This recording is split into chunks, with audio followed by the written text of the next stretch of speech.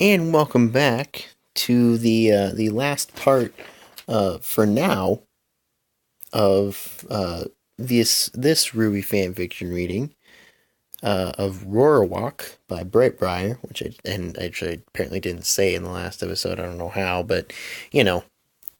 So chapter 7 and 8 coming right now.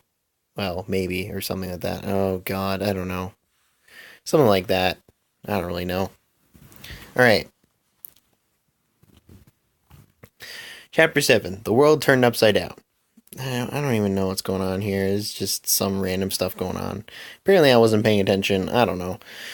Anyway, the next few seconds were a blur. Any sense of order was lost among desperate screams. White Fang members had flooded the hall. Blake reacted instantly, grabbing Yang and pushing the blonde behind her, taking a few steps back, away from the back wall where the bullet's sound had come from. A faint, high-pitched, long-sustained beep, not unlike a computer monitor, rung in her ears. Eyes with fear, calmer than Blake expected, ready to run. That was good. Oh, good, except, oh shit, where the fuck is Weiss? She heard a loud, incoherent shout, and then more gunshots started. She didn't know who was firing them. She didn't know. She grabbed Yang's wrist. We're getting out of here. Yang was silent for a few moments, processing. Not without Ruby. Yang, I don't think we can get across the room.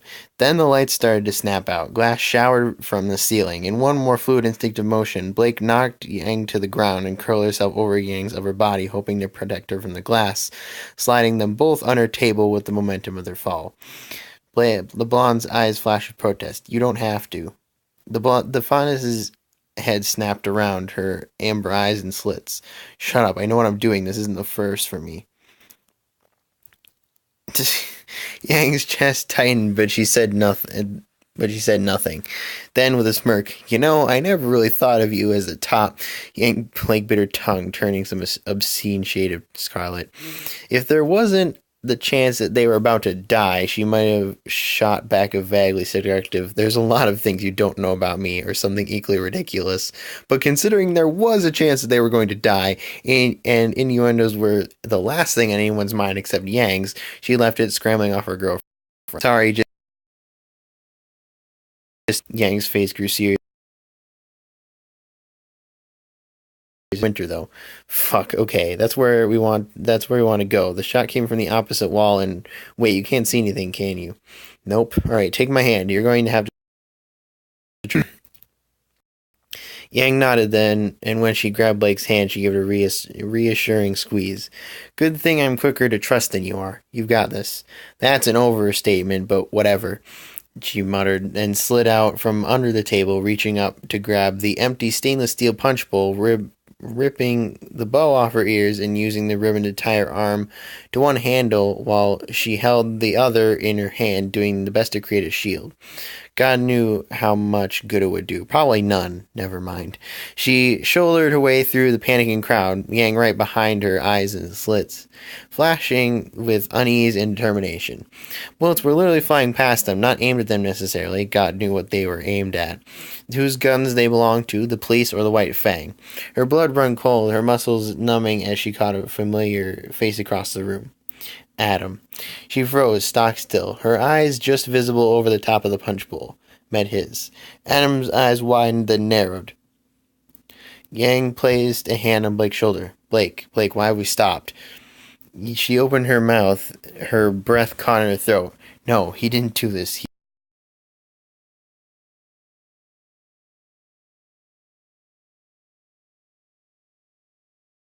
Swelling out of its banks. Fuck, no. He aimed at the ceiling. Almost in slow motion, the bullet approached the chain suspending the chandelier from the roof. The chandelier directly above Ruby. Blake didn't think. She didn't even glance at Yang. Breaking to a sprint, she untied the ribbon from around her arm, tying one end to the other punch bowl handle, wrapping it around her hand. There was a balcony a few meters up. She jumped. Her cat-like agility, thanks genetics, allowed her to spring higher than most humans, and through the punch bowl, relief unknotting in her stomach as the ribbon wrapped around the railing. She swung, making a grab for the chandelier chain with her dominant hand. She got lucky. She wasn't able to hold on to it, being a fucking heavy chandelier, but she was able to keep a valiant effort just long enough to redirect it. The momentum she had already from the swinging sent the huge crystalline structure crashing into the wall instead. She climbed swiftly too easily up the ribbon and braced herself against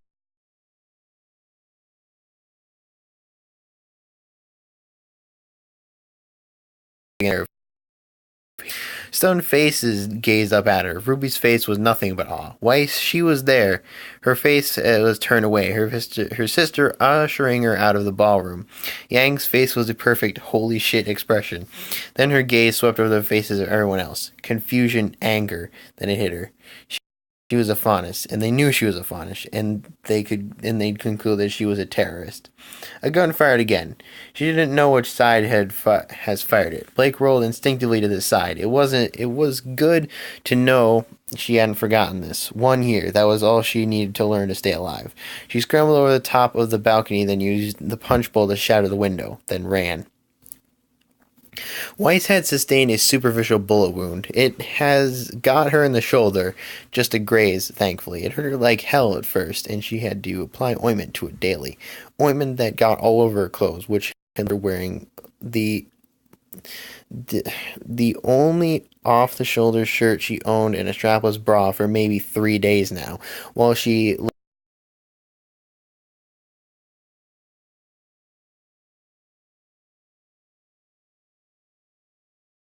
when was she not, though, being honest with herself? Her father hadn't spoken to her. She'd emerged from her room not expecting not exactly a warm hug with a side of sprinkles in the sunshine, but she didn't think he'd be angry. Are you going to tell me you had no idea? Father, you let a terrorist into our home, Weiss. What? His eyes were wild. Did you know she was a faunus? Weiss already knew that Blake would want her to deny knowledge of everything. Yang had promised her that much. No, she never said. You're lying. Now pain laced her cheek too. She bit her lip, reeling away. She took a deep breath, then a step back, shouting in her father's face. She's not a terrorist. She saved Ruby's life. And why should I give a fuck about Ruby? Because she broke off. That was the wrong thing to say. Because she's my friend. What, just like that cat faunus? Their father's eyes were like ice. This is your fault. That faunus girl may not have even been part of the White Fang. Jacques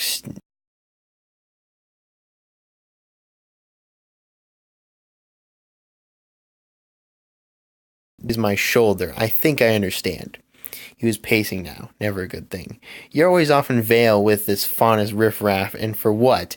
So that you can ruin our family name down the track and get yourself involved in White Fang attacks? This attack had nothing to do with me being in Vale. This is your fault. The White Fang targets us because of the practices you implement with cheap faunus labor and bad working conditions. I had this bullet in my shoulder because of you. Silence, the worst possible kind. Weiss, yes, go practice your singing. I said go. A few more moments of silence. She shut the door quickly. Delivered at 8:46 p.m. Blake, please answer. I'm really worried. Delivered at 10:22 p.m. Pokes you. Delivered at 1:03 a.m. Pokes you harder. Delivered at 1:12 a.m. I have a ton of memes and I'm not afraid to spam you with them. Pick up your phone.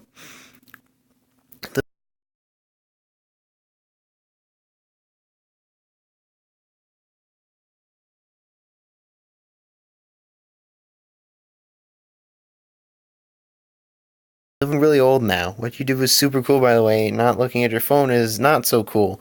Like, I'm scared for you. Actually, so scared. Please tell me nothing's happened. Please. Delivered at 5:35 p.m. I will actually contact the police, and by that I mean Uncle Crow, but still. Delivered 6 p.m. It's 1800, 24-hour time. Answer. Delivered 10:47 p.m. Fuck, Blake, please just text. Delivered 2:55 a.m.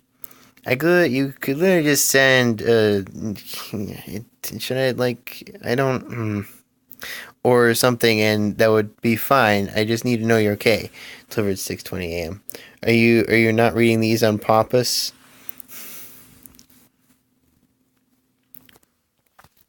Delivered 9:13 a.m. Ruby's really worried too. We all are.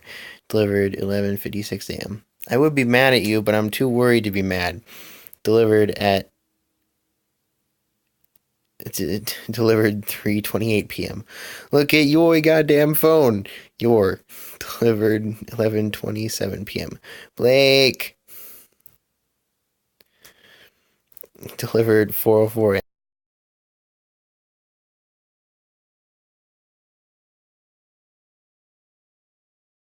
a.m. 12:19 p.m. Reply. Oh my god. Delivered 3:08 a.m. Wait, you must be charging your phone. Otherwise it would be dead by now, and these wouldn't be delivering. But also, reply! Delivered 5:48 p.m. Bella Booty. Delivered, oh god, just skip all of these. Please. Red. Good one. Alright. Chapter 8, Never Gonna Give You Up. Okay, could you not do this laggy stupidity? Okay. Police are still investigating into the attack on the Schnee Ball that occurred on Friday evening last week. While it was clear from the outset that White Fang were responsible, it still has been impossible to prosecute individual offenders. Authorities are searching for a cat faunus. Yang, turn it off, Ruby said quietly. This isn't helping. Yang slumped further back in her chair, her mouth twisted into a pout. Shut up. Yang. Yeah, Yang inhaled a sharp breath. Ruby, leave me alone. She was no longer listening to grating away at her peace of mind, yet she couldn't bring herself to turn them off. She couldn't. Ruby swallowed, but I said go. Her throat burned as her voice crescendoed into a screech, her eyes darkening, vision blurring. The raven-haired sibling took a deep breath, opened her mouth, shut it, then left the room, going out the front door. Yang sighed. She knew she was overreacting. She knew Blake was fine, and she knew Ruby was trying to help. But right now, she just wanted to be alone, and she wanted to be angry. Angry at something, but she didn't want Ruby to be the one to bear it. She stiffened as she heard a gunshot. She leapt up from the couch, dropping the remote. It hit the floor with a sharp clatter, but Yang was already out the door. On the street, she saw on the ground, no, no. Ruby's eyes, her silver eyes, were dull, staring at nothing. A small trickle of blood ran out of her mouth, and a much larger trickle from her chest, her heart. Yang felt something shatter inside her. No, everything shattered inside her. Her little sister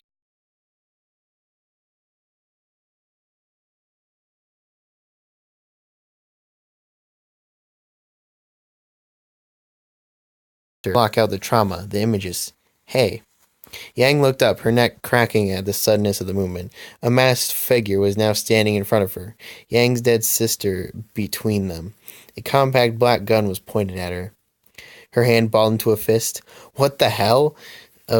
A pair of glowing eyes stared back at her. The figure was familiar, yet Yang was unable to place who it was. Ruby's killer was black-clad, her mask a stark white, painted with blood-red veins. Amber eyes glistened through the narrow cracks in the mask. A false face. And the girl was a faunus, cat ears protruding from her thick, wavy black hair. Ruby's assailant, Ruby's murderer, let out a dry laugh. Oh, Yang, don't you realize who I am? Then it hit her. It hit her like the bullet had hit Ruby moments ago. Her voice cracked as she choked out the most painful word she had ever had to utter. Blake? The girl looked at the ground, half hiding her smirk. Yes, it's me, Blake, your girlfriend, your kitty, she taunted. Yang backed away, her mind whirling with confusion. Everything was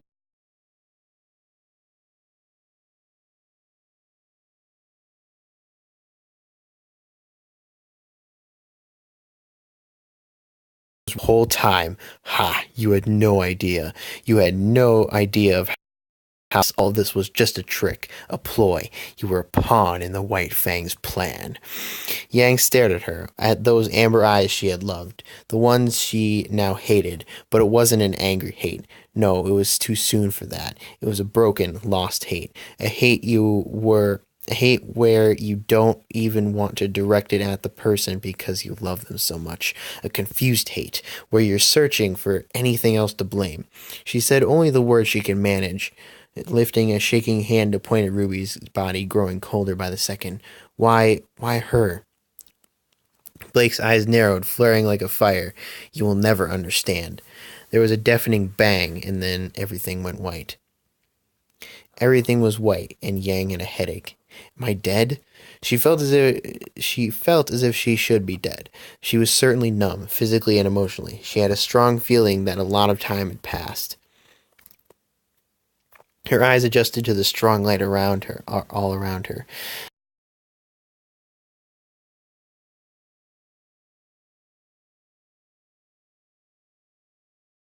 Together, but with one voice. Greetings, Yang. We have been waiting for you. She blinked, her brow creasing. What? This was your destiny. Her head spun with confusion, loss. Sorry? Take my guns. Be smart. Make me proud, daughter. Suddenly the light dimmed, and the figure in the center suddenly became clear to her. Yang's eyes widened. Mom? The woman smiled, dark hair billowing behind her. Then everything disappeared. She heard words whispering into her ears. You are being transported to another realm. Rescue her from the hell she's stuck in. Yang could only blink. What the actual heck? Yang stood in the corner of the room, taking in the fact that her skin was partially transparent. She shivered as Blake walked right through her. Blake she knew and loved, and yet something was different. Blake Belladonna looked in the mirror. She had long black hair that cascaded down her shoulders, perfect skin, flawless winged eyeliner, a lithe, attractive figure, and glowing yellow amber orbs.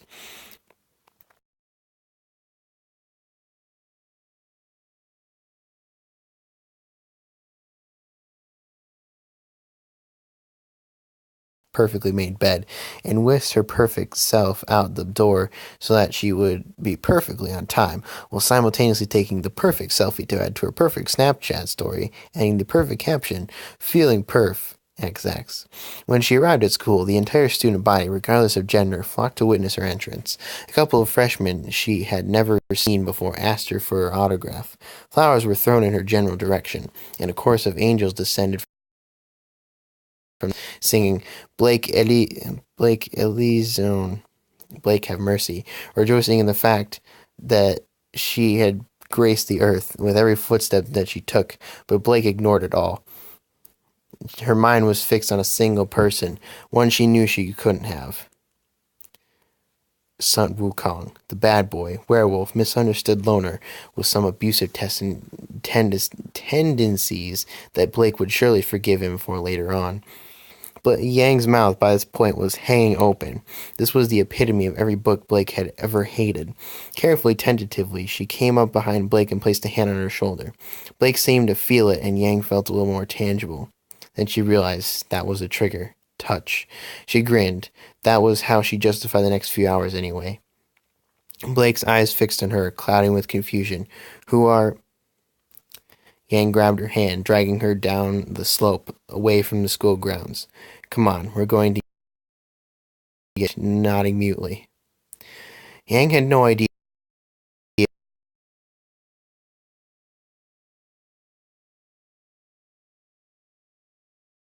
about the idea, in the abstract anyway.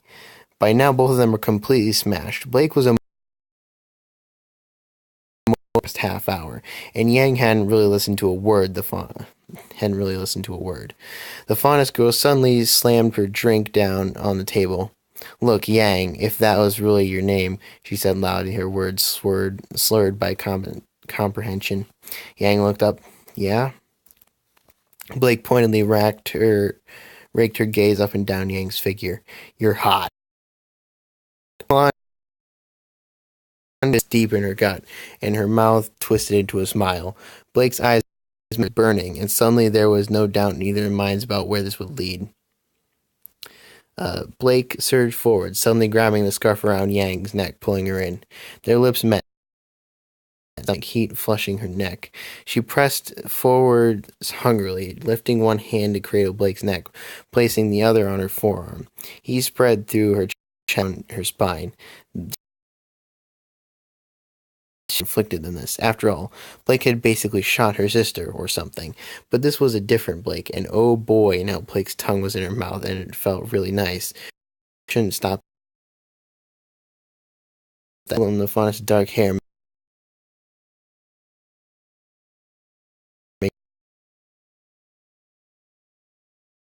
making the hand that had been on Blake's arm, pressing into the small of her back. And as the night went on, her hands would move lower.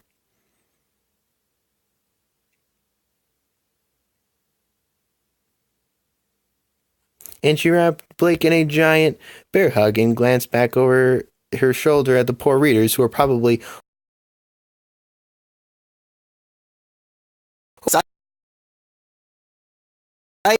Yep. It's an April Fool's joke. uh,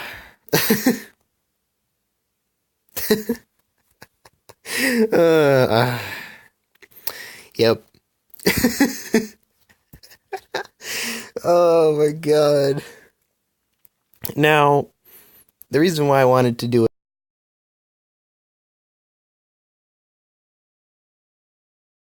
it, but I know after looking at my sort of scheduling that I have that this is going to be uploaded probably in May or June based on, how I generally do this. So, yeah, it's not exactly going to be very useful. It would probably have been more beneficial to just put this on the list of next fan fictions to do and then just worry about it. But okay, so why is this what the heck? Oh, God, I don't remember reading this. Whoa, is this was this really updated recently? Because I don't remember reading this. I don't remember reading this. I don't know. Whatever. So, I think we're gonna have to end it here because I don't think I can get an entire full chapter done in 10 minutes because this is ridiculous. So, yep. I have to end this another time. Why do I have to do this?